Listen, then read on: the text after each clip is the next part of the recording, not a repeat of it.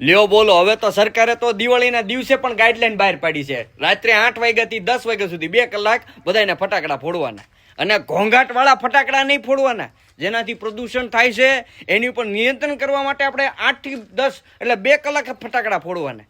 હવે ચાલુ મને એ નથી સમજાતું કે સારું હિન્દુ ધર્મના કોઈ પણ તહેવાર આવે ને ત્યારે જ કેમ આવી ગાઈડલાઈન બહાર પાડવામાં આવે છે. કોઈ બીજા ધર્મના તહેવાર આવે ત્યારે તો કોઈ ગાઈડલાઈન બહાર પાડવામાં આવતી નથી. અને આજે 365 દિવસ જે ઓલી ફેક્ટરીમાં ધુમાડા નીકળે છે ત્યારે કોઈ પ્રદૂષણ ન ફેલાય. એટલે એમાં ક્યાંથી પ્રદૂષણ ફેલાય? એમાંથી તો ટેક્સ મળે. હવે તમે બધા એક કામ કરો, પોતાને જેને ફટાકડા ફોડો ને એ બધા ટેક્સ દેવાના ચાલુ કરી દો. પછી તમે આખી રાત તમે તમારા ફટાકડા ન ફોડો. એ શ્રી રામ ભગવાનના નામ ઉપર આ લોકો વોટ બેંક ચલાવે છે, પોતાની સરકાર ટકાવી રાખે છે.